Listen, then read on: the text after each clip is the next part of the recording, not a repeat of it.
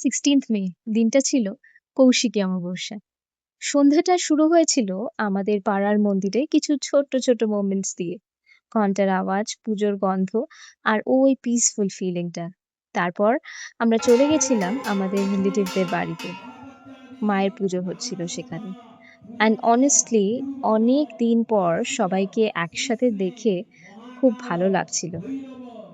ছোটবেলায় যাদের সাথে খেলতাম, যাদেরকে নিয়ে কোলে করে ঘুরতাম, তারা এখন কত বড় হয়ে গেছে। আর আমাদের এখনো মনে হয় আমরা বোধহয় এখনো অতটা বড় হইনি।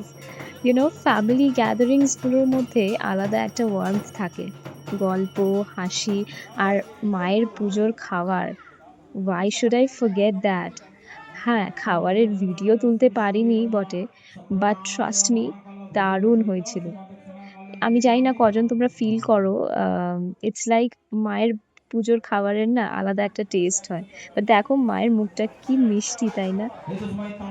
পুজো দেওয়া, হাসি, মজা আর কিছু সুন্দর মোমেন্টস নিয়ে ফাইনালি বাড়ি ফিরে আসলাম।